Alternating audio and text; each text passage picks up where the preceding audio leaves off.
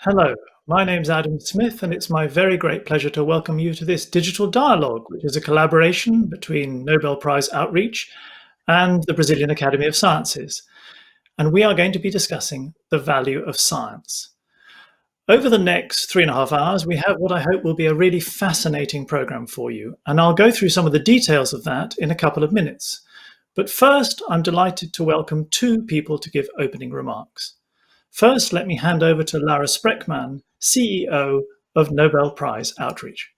On behalf of Nobel Prize Outreach, I'm pleased to welcome you to this event that is preceding Nobel Prize Dialogue Brazil, taking place next year. Humanity is facing serious challenges.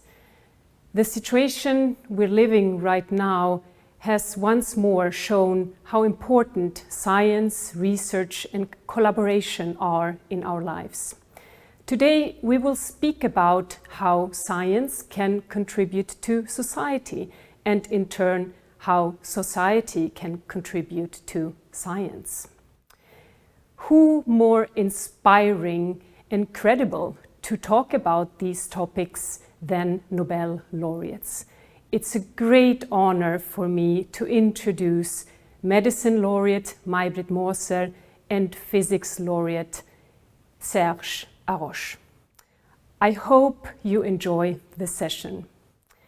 I would like to thank the Brazilian Academy of Sciences for this beautiful collaboration and our Nobel International partners for supporting us. Thank you. Enjoy. Thank you, Lara. And next, to give opening remarks from the Brazilian side, it's my pleasure to introduce Hugo Aguiar, who is the Executive Director from the Instituto Serra. Dear participants, my name is Hugo Aguiar, and I'm the Executive Director of the Instituto Serra, the first private institution to support science and science outreach in Brazil. It is a great honor to be part of the Nobel Prize Dialogue in Brazil with the participation of the Brazilian Academy of Science, especially under a theme that reflects so deeply the essence of Serra, the value of science. At Serra, we support basic science because we believe that fundamental knowledge has the power to transform the world, and the Nobel Prize recognizes every year astonishing scientific advances that have led to tremendous transformations. This year, science has allowed extremely rapid development of vaccines against COVID-19 because of decades of fundamental research conducted by scientists who are passionate about what they do. There is only one possible solution to the health crisis we've been experiencing for just over a year, and that solution is science. In Brazil, our scientists are also passionate about what they do, and they do it under adverse circumstances, from successive budget cuts to waves of misinformation and denialism. This is why this event, at this moment, in this country, is highly symbolic. It shows that one key value of science is unity to defend and to promote rational thinking.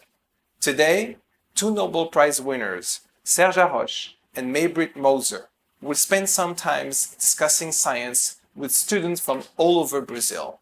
And Serra is very proud to be part of this. I wish you all a great event. Thank you very much indeed, Hugo. So, as Hugo says, this is an extraordinarily challenging time for all Brazilians, and I'd like to thank you all for making the time to be here with us now. So, over the next 3.5 hours, the program is broadly divided into 3 pieces. For the first hour, we're going to have a discussion about the value of science, first featuring, as you've heard, Serge Haroche and May-Britt Moser, and then they will be joined by 2 Brazilian participants, Luiz Davidovich and Helena Nader. Then there'll be a short break during which we'll show a video of the Nobel laureate David Gross giving a lecture on scientific truth. And we'll move into a panel discussion between May-Britt Moser and 20 selected students representing many regions of Brazil. They'll have the chance to ask her questions anything they like, and you'll have the chance to watch. Then there'll be another short break when we'll be showing a panel discussion on scientific truth from a previous dialogue, and then we'll move into a second discussion between students and laureate, this time with Serge Haroche, and again another 20 students selected from different regions in Brazil will be in conversation with him. So that's our program for today, and now let's get started with part one. And I'm delighted to welcome on screen Serge Haroche and May-Britt Moser. Welcome to you both. Thank you. So, you both have an association with South America. In particular, Serge, you have a very long-standing association with Brazil, don't you? Yes, it started about 40 years ago. The first time I came to Brazil was in 1983. It was a joint meeting of the French and Brazilian physicists in atomic physics, in quantum optics. And at that time I met, it's the first time I met Luiz Davidovich and another colleague, Nissim Zaguri, and we started working together. They were at that time theorists, and in Paris I was an experimentalist, and so we started collaborating with each other. It was very fruitful, very interesting. And in the following years, Brazil, Luiz Davidovich and Nissim Zaguri at the Federal University of Rio de Janeiro have started, although they are theorists, they have started an experimental group working in this field. This was a time when the funding in Brazil was much better than it is now, and I think we might talk about that, and it has been alluded to already in the introduction of this meeting. I just want to say that this collaboration has been very fruitful. It was in basic science. We learned a lot about the behavior of atoms and photons. This is fundamental science, but it may have applications in quantum information. And this collaboration over the years has shown us the direction into which we must go if we want to develop this into applications. And I hope this will continue with not only between us, Luis and myself, but between the researchers who have taken over this research now, younger researchers, and I hope that they will soon be able to travel again and to meet again in meetings. And I hope that, for instance, that we will be able to come to Brazil next year when this meeting will be in person and not as we have to do it now through the internet. Thank you very much indeed, Serge. And you already raised several important points that I think we're going to be talking about in the next hour. And May-Britt, not so much Brazil, but you're a specialist, or not a specialist, you're a lover of South America. Yeah, I've been a lover of South America, but then unfortunately as a tourist. But I've been traveling in Peru, in Ecuador, been twice to Galapagos, and the people that I have met when I traveled were just so friendly. So I remember when I came back to Europe, I was thinking, do I really want to go back to Europe? Because the cultural difference was so harsh, and so it was very different. But also the nature and the resources that we see in South America, and the brilliant people. So I would really like to learn more about also Brazil. And as I said, I haven't been there, but I know people have been there, and I love Brazil. And I've spoken to many people from Brazil, and of course, they love their home country. May I add something about that? I just want to add something. In fact, before coming to Brazil, it was the first time I went to South America was in Brazil at that time. And before that, I had been, of course, many times in the United States, as all the young scientists and postdocs have to do. And I remember the first time we came to Brazil, and my wife was joining me with our children. And one day she asked me the question, but why have we been so much in the US, and why is it the first time we come to South America and to Brazil? And I agree with what MayBritt said about the completely different atmosphere, not only in Brazil. I have traveled a lot in Argentina, in Ecuador, in India, and everywhere I have found is really a will for knowledge and for acquiring knowledge and for culture. And this is, of course, very difficult because the financial conditions, the economic conditions are very harsh, and the education in these countries suffers from many shortcomings.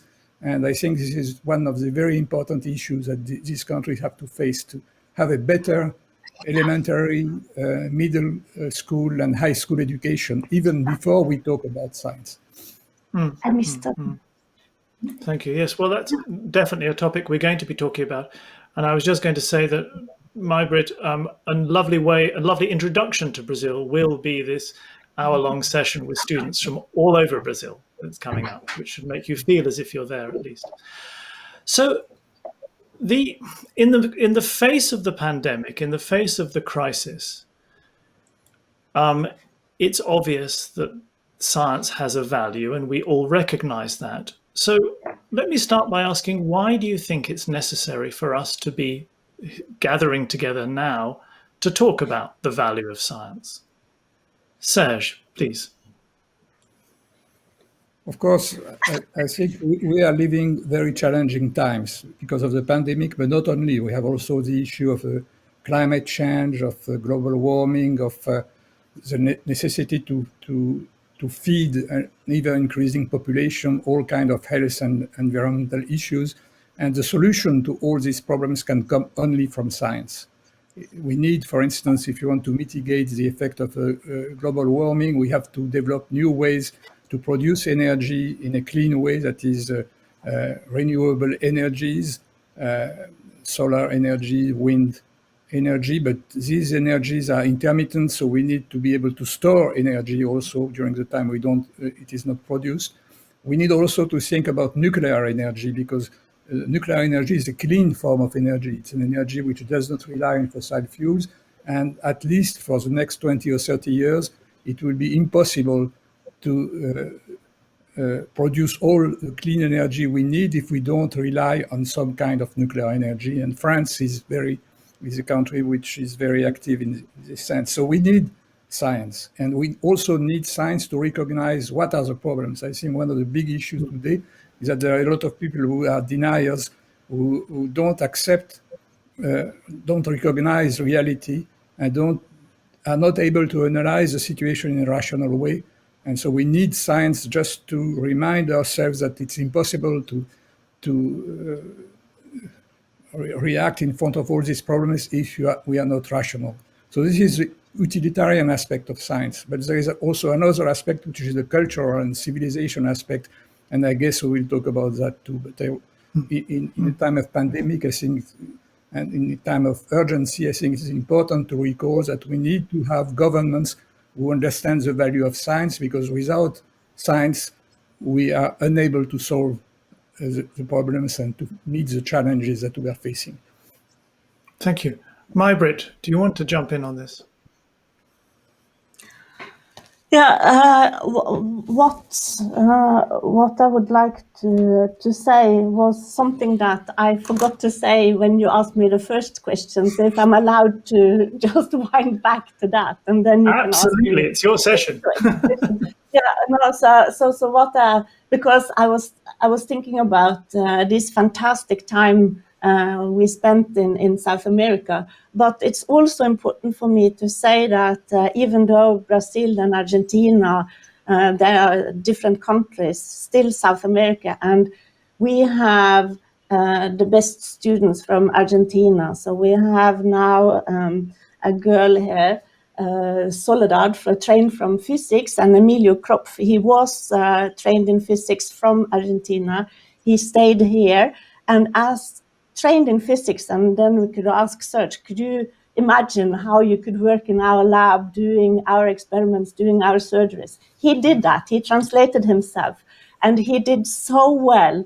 And we are still collaborating with him, published now a paper this year with him that we are really proud of. So he is the one who found the speed cells in the entorhinal cortex, and also Soldad working with us that we really hope we can keep, and her husband Ivan. So this to collaborate with these brilliant minds in South America, I'm so proud of doing that. So I'm sorry I forgot to mention that. Well, but thank you for raising it, because what you've both pointed to is the importance of exchange, cultural exchange, diversity. Let's talk about that. It's peripheral but important. Why is it so important that there should be diversity in science? I could start. Is that okay, Serge? Yes. Because so you know also my close colleague and the co-director here with me, May-Britt Moser, and we started our lab in 1996. And the moment we started our lab, we decided that diversity is one of the most important part of our work, not only when it comes to diversity in our field, because neuroscience is a broad field where you need to know physics, mathematics, biology, medicine, and all these things, but also diversity when it comes to cultures and all other things, because the ghost that we had in front of our eyes, that was that we should clone ourselves. We didn't want inbreeding. So we worked so hard to get people to work with us that would have really different ideas about what we were doing, because that is how you put fuel and gasoline on creativity, that you get input from all kinds of different minds, I think. Yeah. Yes. I think it's very important, and it started long ago. In fact, as soon as science has developed, rational thinking and the methods of modern science have started in the 17th century. First, it was in Europe, but again, already at that time, the collaboration between scientists and the interactions and cross-fertilization coming from different parts of Europe was obviously essential, and it's still the case today. And in my research group, I have had the luck to welcome students and postdocs and visitors from 20 or 25 different countries. And this is very, very enriching, because people, what is wonderful about science is that it's universal. It has no boundaries, but you get, you do it more efficiently if you can share the experiences and if you can share the world viewpoints of people coming from different backgrounds. And this is what I got with my Brazilian friends. In fact, we immediately were on the same wavelengths to understand what was going on, although we had different backgrounds, different cultural heritage. I think it's very important, and the collaboration should continue. And even with governments which are very different, for instance, now one country which is developing very fast in science is China. It has become one of the center of science in the Far East. China has a government and politics which is quite different from what we have in Europe. But as scientists, I think we have to find the ways to collaborate with people in China, because we share the same values as long as research is being concerned, as long as science is being concerned. So I think it's very important. Oh, that is such an important. So I think that is so important that we scientists, we allow ourselves to ignore politics somehow, because we think alike. Our star, our vision, that is to understand, to have questions that we want to have answers to. And that is not politics. That is something much deeper. And it's like what I also say in sports. Sports is also independent on politics. And if we can rather support people with, yes, we find it interesting the way you are thinking, even though politics is difficult. I think that that support among scientists. So I think we feel like a big family that are spread around the globe. Isn't that true? Yes, and we have so much in common. We have the curiosity. We go for the big questions. We go for the answers. And then the way we address our questions, and the questions, of course, are different, but still the passion and the enthusiasm and almost the personalities going for this has so much in common. Yeah, and I think it goes...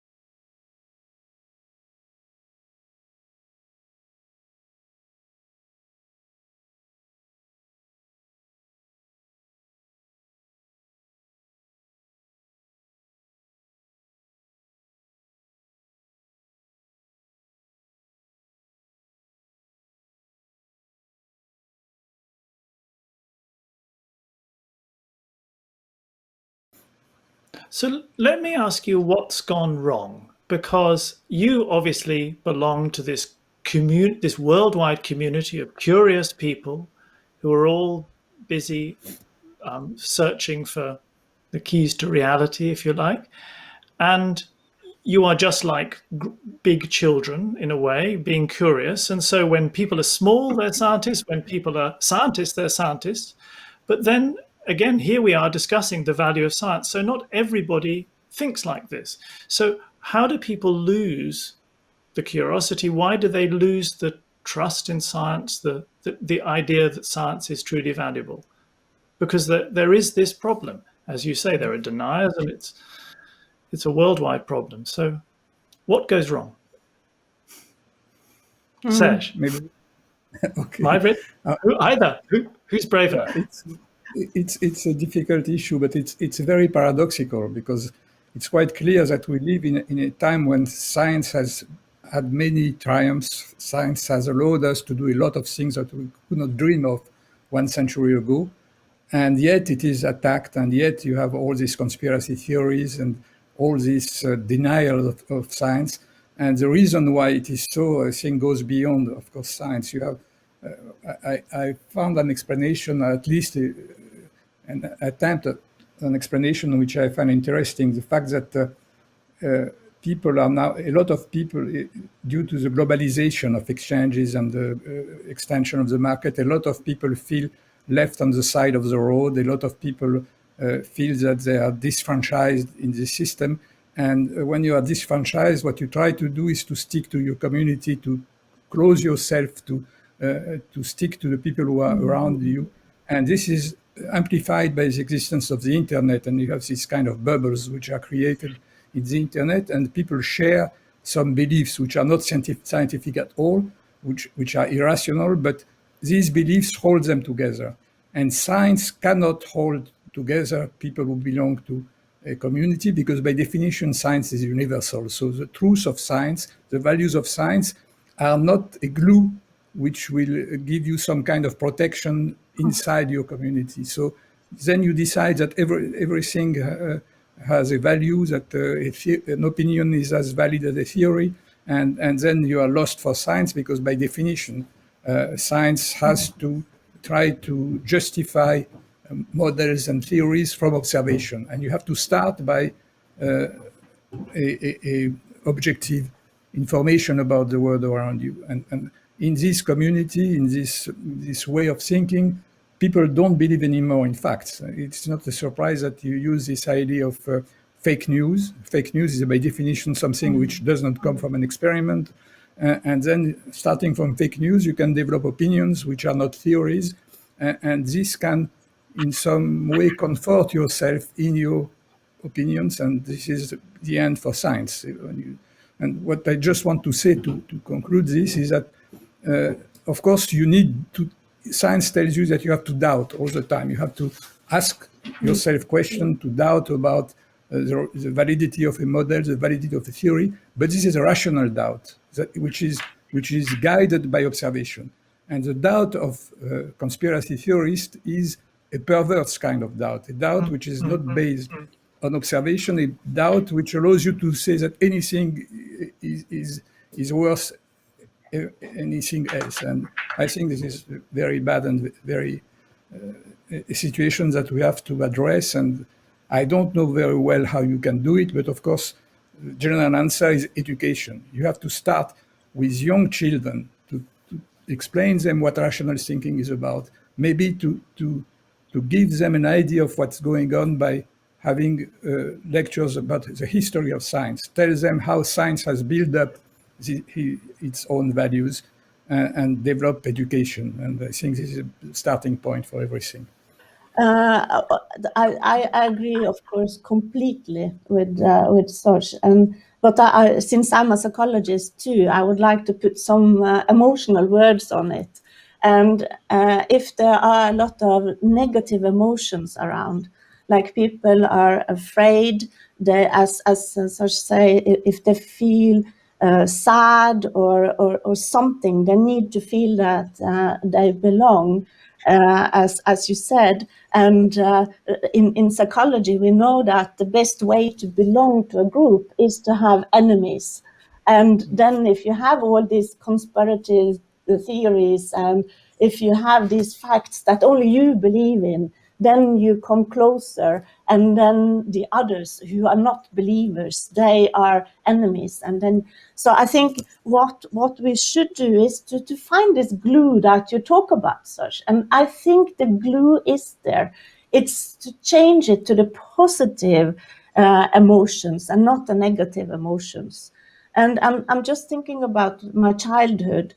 The time I was the most happy was when my teacher brought me out to the beach and told me about all the things that we saw on the beach, and being so enthusiastic. And we could ask all the detailed questions about the families of plants and all the creatures that we saw, where would they come from? And if you could then think of these layers of information, you're first curious about what is around you, and then you get more and more information that are the data that we need in science. So what I think is that all children are born with curiosity. And you've seen the light in the eyes of children. They just tell me more. I need to know, I need to understand. And maybe that is what is driving science. Maybe that is what is driving the superiority of humans when we compare us to other species, when it comes to what we can develop. And now I'm not just thinking about the atom bomb and all these terrible things, but science has brought so much good to humanity. And this hasn't happened in our close species. So why didn't that happen? Because they couldn't follow their curiosity the way we have allowed ourselves. So I think even we know that with even animals, that they're so curious, they explore, they want to know more and more. But the moment we or animals are afraid, they stop. So we have to secure children and people around us and say it's okay, and even to as I say to not have all the facts. Still, we know so much already that it's okay not to know everything, where we are coming from, the end of the universe, but we can find out. We are allowed to ask, and I think when now hopefully the COVID situation is over and we will not get a new pandemic, so that museums can open again, so that we can meet children, so that we can meet people, and then be there to address questions and also ask questions ourselves. I think that is what we need, and as we heard from Serge, this fake news, we need to be trained to find out what is fake and not is fake, and I think people are eager to try to understand how to do that, but somehow they have been too afraid. Some people, I think. Your faith and your belief in people is very encouraging to hear, MayBritt. It's a very hopeful message. Serge, you wanted to come in, please. Yes, I think you said something very important when you alluded to your own experience about learning on the beach or what was going on. And I think for that, you need a good teacher. You need a teacher who is able to instill this enthusiasm, these dreams, these ideas into children. And this brings me back to what I said. We need a good education starting from elementary school. And to have a good education, you need good teachers. And to have good teachers, you need to have a society which recognize the value of teachers, the fact that the teachers are the most important people in society. And I think this is true in Europe, but this is even more true in South America, where I know that a lot of schools are poor because the teachers are not paid, are not recognized as they should be.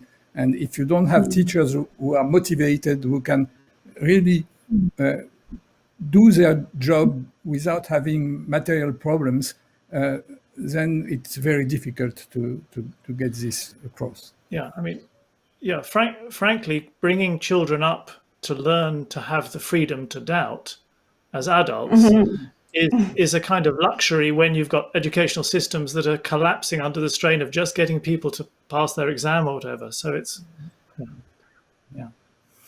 yeah. Right. This is a wonderful conversation, and I'm delighted now to bring two more people to join it. So may I have Luiz Davidovich and Helena Nader on screen, please, as well. Hello, both of you. Luiz, you're, of course, president of the Brazilian Academy of Sciences. Nice to have you with us. And Helena, you're co-chair of the InterAmerican network of Academies of Sciences. Welcome. It's a pleasure. Thank you so much. And we have two biomedical scientists on screen and two physicists. So the situation in Brazil has already been talked about, of course, a little bit, but Luiz and Helena, would you like to just explain to us exactly what's happening right now in Brazil? Well, if I may start, well, first of all, hi, MayBritt, hi, Serge, hi, Adam. It's a pleasure to be here with you. Here, I mean the cloud. We cannot even say that in Brazil or Europe, we are all in the cloud. So, but it's a pleasure to be with you. And I should also say, just to start, that, of course, we acknowledge the contribution of Serrapilheira. Hugo was speaking in the beginning, which was very important for us. And also the Minister of Education helped us with the contact with universities. And you are going to see the result in a while.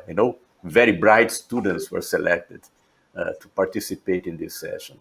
Now, when I look at the situation in Brazil, which is a terrible situation, these are the days in which we had more than 1,000 deaths in 24 hours. So, it reminds me of a book of Gabriel Garcia Marquez, you know, The Chronicle of a Death Foretold. And this was foretold 1 year ago.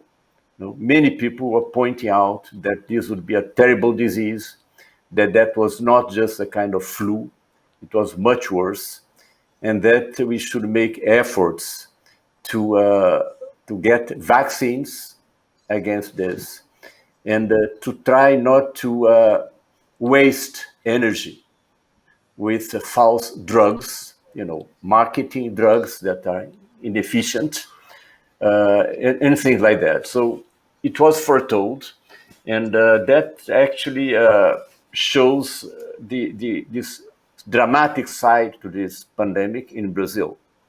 I think that we lacked coordination, central coordination.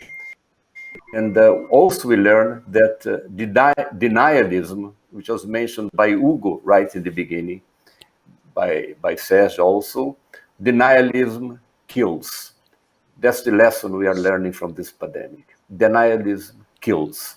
And denialism, which was explored by Serge and MayBritt before, is not just about the shape of the earth. We could call it, in a general way, the flat earth kit, not the drug kit, which was distributed in Brazil sometimes, but earth, which comprises several things. You know, these inefficient drugs, the denial of human action on climate and global warming, and many other things. So I think the reason for that has already been explored by Serge and MayBritt in a brilliant way. And of course, education is a very important part of it. You know, education of children and showing them what science is. And I think the people know about that science is very different from dogma. You know, science is something that is alive and that changes with time with new knowledge. And scientists are eager to actually change their ideas about the universe with new ideas that could actually, some of them, change our daily life, as it has been shown in the past. So, you know, it's a tragic situation. People, you know, it has got to the point where everybody has someone, you know, that was dead because of COVID-19. And of course, you know, as Brazilian Academy of Sciences, we are putting pressure on the government so as to have more control on the situation.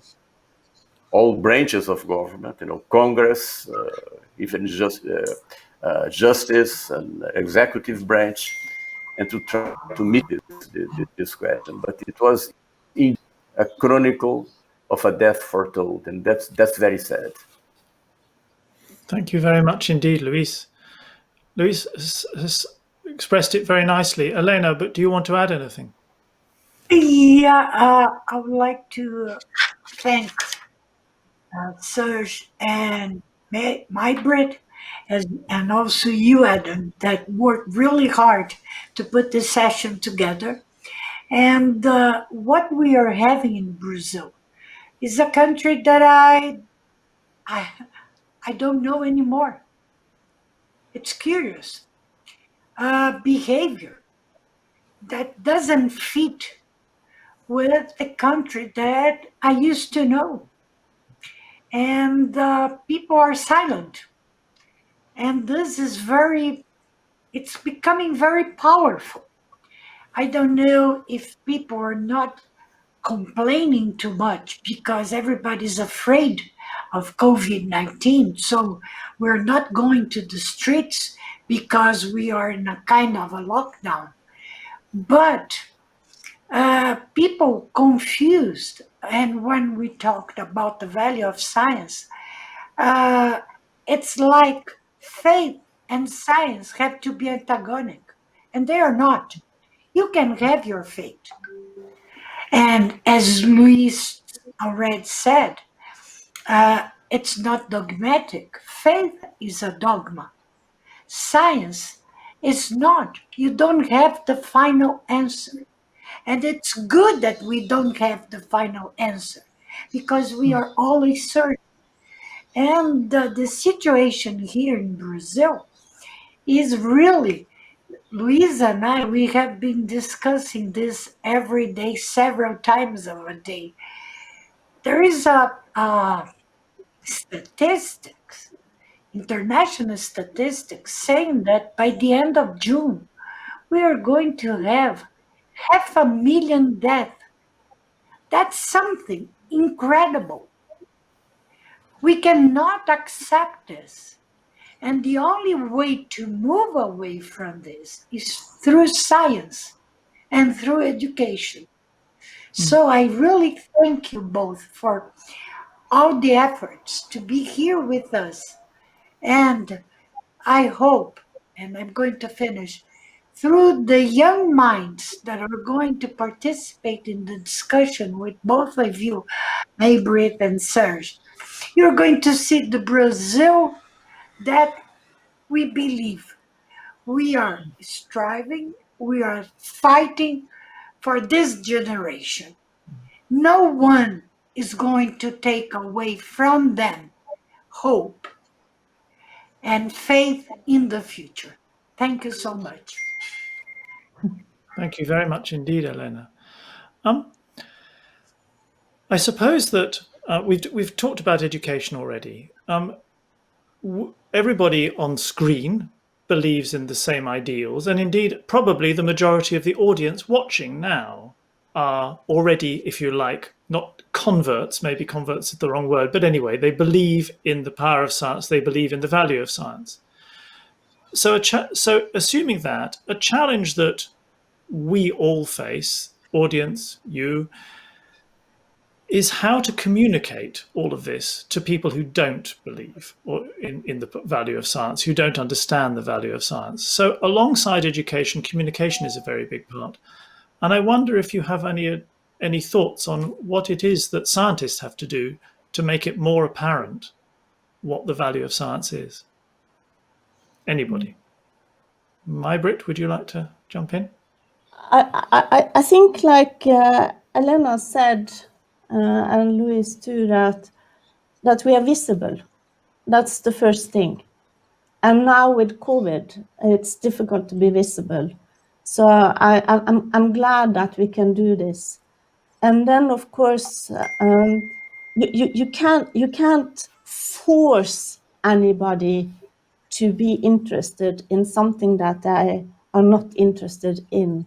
So there must be ways that, but I'm just thinking about it. So we had a Starmus festival here in Trondheim with Garik Israelian, and he is from astronomy. And his idea was to use something that people normally are happy about, music, and combine that with science. And then he got this interest from people who really would love the music, but also was okay with science, and vice versa also. And I think the way he is working is just amazing, and the people that he has been able to attract. So that is the festival type of events, and that is what also Adam has been involved in with these Nobel dialogues, and when we traveled around to give lectures and so on, to meet the people. But of course, to meet the people who don't believe or who are not interested in science, I think, as you all have said, we have to start with the children, and have the hope for the children, because they can. So when we see environmental challenges, for example, then tell the children that they shouldn't put plastic out in the nature, and the children will tell their parents, please, I'm ashamed of you, mom, if you throw something into the nature. It doesn't help that the police is coming to the mom and tell the mom, don't do it, because it's but when the child is doing. So I think, and that we've seen also in other more dramatic situations, that the children can be our missionaries, our ambassadors for change and for hope. Yeah. Thank you. Luiz. Please, Luiz. Yeah. Yes. Okay, so that's an important point, and I think the other important point also is to make people realize what science has already done for the countries, and we are trying to do that in Brazil. You know, the universities in Brazil started much later than the universities in Europe and the United States. The first universities in Brazil were founded in the beginning of the 20th century, and yet it's amazing what the universities, research institutes, and science has done for the country since then. You know, many people don't realize that the two major institutions that are producing vaccines in Brazil now, Fiocruz and Butantan, they were founded, one in 1900, the other in 1901, you know, more than 100 years ago. And if not for that, we would not have this production of vaccines in Brazil now, you see. Also for agriculture, you know, in the end of the 19th century, there was this school for agriculture founded in São Paulo to solve problems with the coffee in São Paulo. And then other institutions showed up in the beginning of the 20th century. So if not for them, we would not have the food production we have now, which depends heavily on science. Actually, science in the frontier, you know, even genomics is used nowadays in agriculture. So this whole system, which comprises also the CNPq, the Brazilian National Science Foundation, you know, founded in 1951. It was the after Second War effort. So CNPq CAPES, which is the corresponding agency of the Ministry of Education. And then later FINEP, which is an important agency for financing startups and industry. And then the state foundations. All of that was built during decades. And that's what makes Brazilian science strong, actually, that helped to build Brazilian science. So it takes really decades to build this system. And of course, what we are worried about now is that, you know, in order to destroy it, it takes a very short time, very short time. So that's why we are fighting so strongly to increase the budget for science and help this system to survive in Brazil. Could I just comment on some small thing? I think you first, then Helena, then Serge. Good, go. Yes. Yeah. No, because I don't want to be as pessimistic. So I would like to thank Luiz for this, because of course this small group of non-believers or believers in conspiracy theories and the people who don't care about facts or no facts or the false news, it's not so big community. So I think what you are pointing to, Luiz, is to point to the ignorant people, the people who either don't know because they don't know, nobody have ever told them, or that they haven't put themselves in a situation where they could know. So those would be the targets. And then we could hope for the children of those others in this tiny group that could be a bigger problem. So thank you for that. Thank you. Helena. I totally agree. And the other point is those denials, they are too much involved with politics, here in Brazil at least. And it's like you have to be against. You have to be, as you already pointed out, MayBritt, the one that denies and says, I'm against. I have to have an enemy. I like that definition that you gave. It's very important, as Serge already pointed out. We need to have better education. And here in Brazil, we need to play. We can't wait just for the new generation of teachers, for middle school, elementary school, kindergarten, and then university. We have to do it all over because there is a huge crisis on education and financing. So we need also to convince, and this is do the good politics, convince our politicians that education and science are investments in the future, and that takes a while to see the result because people want results right away. So it's, but I totally believe that we are going to change the scenario. For instance, for vaccines, Brazil now, the majority of the population wants to have the shot, which means they deny, but not that much. Fantastic. Congratulations. Serge, please, you wanted to speak.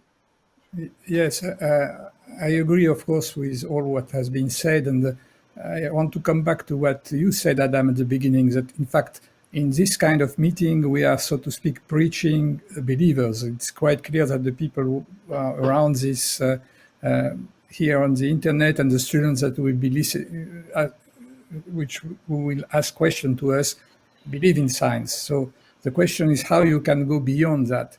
And my own experience is that when I have been invited to such an event, they have always been, very often, I had also to interact with school children because I was invited to a high school or to a middle school to give talks. And of course, then it was very useful because, as MayBritt has said, we can really prepare young minds, explain to them the importance of science. But in order to get there, you have to be invited. And to be invited, it means that the teachers or the principal of the school have this mind, have this open mind, and want to get this to their children, to their pupils. And so again, we come back to the idea that we need a good education. We need good teachers. We need teachers who understand the value of science, the values of civilization, and who will try to put these ideas forward. Another idea which was very important is the fact that education and science is a long-term project. You don't get results in 6 months or in 1 year. And things can go bad very quickly, but it takes a lot of time for them to improve. I was really moved by what Helena said, that we are expecting 500,000 deaths in Brazil by the end of June. There is no way you will be able to completely change the situation this time in such a short period of time. But we have to keep faith and hope that if the situation evolves in the right direction, the next pandemic or the next crisis will be met with better weapons.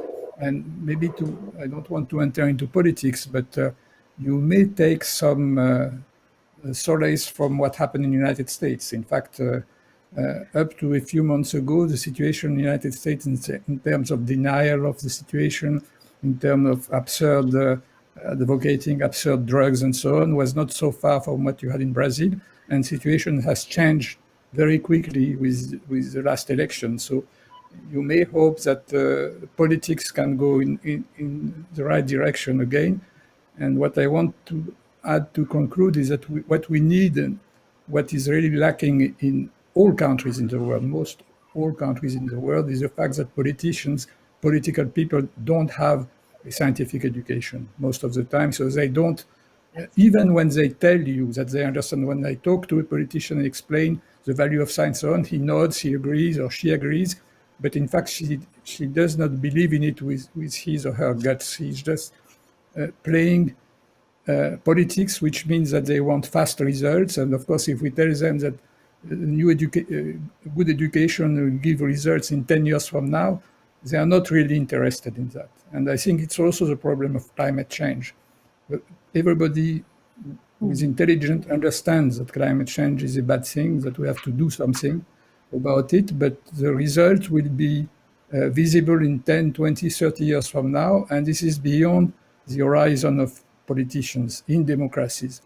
And I think this is a challenge that democratic countries have to face to find the long-term policies. And paradoxically, countries like China are better equipped to face these challenges because they don't have these short-term challenges of new elections every 4 or 5 years. And I think one of the challenge of democracy is to find the ways to have a system which is renewed periodically because it is democracy, but at the same time can keep a long-term goal visible. Thank you very much indeed. We're running close to the end, I'm afraid. Helena, please, come in. Yeah, what Serge just pointed out is something that we really, Luiz and myself and others, fight a lot here in Brazil, to have a state policy, not a governmental policy. We need that because democracy is really good, but democracy needs to practice state policies and not just governmental, that government specific political view. Thank you, Serge, for pointing out that. It's very, very important. Could I just comment on that too? Well, please. So, because Serge and I have been traveling to China together, and I think we are extremely impressed by the value that the Chinese politicians put into both science and education. And when we meet the people there, they are so well educated that you can just wow. And the whole culture is into, we need education. So it seems to be very different in different places, and that it's possible to get politicians to favor science like they do in China, which is a brilliant place for science. Yeah, I talked about that with Luiz. We talked a long time ago about that, and Luiz pointed to me the situation of South Korea. 50 years ago, South Korea was a very poor country, was a third world country, and they made a tremendous effort in education. And to do that, they recognized that a teacher, a high school teacher, was as valuable as an engineer. And you had to pay to recognize socially the people to whom you give the education of your children to. And so South Korea, I think, not talking about China, which is not a democratic country, South Korea, which is now a democratic country, was able to get out of poverty because of education. All good. Thank you very much indeed. Oh, sorry, we're getting a little interference maybe, but so we have only a couple of minutes left. I mean, one thing that you've all emphasized is in a way that the fact that people belong to communities, everybody belongs to communities, and at the same time, there's this global society of science. And I suppose part of making the value of science apparent is for people to take their understanding of the value of science back to their communities. You on screen are all part of communities, and I'm sure you all know people who are not so convinced by the value of science.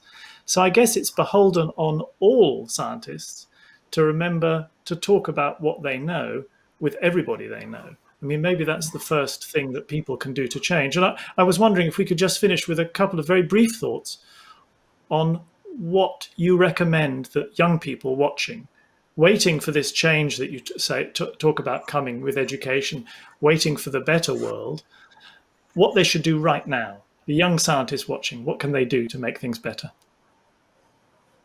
Very briefly, 15 seconds, MayBritt. But in seconds. So they shouldn't be afraid to ask questions, because if they ask questions, they are curious. And if the adults don't address their questions, then they should just still, okay, I have the right to ask questions. Thank you. Luiz.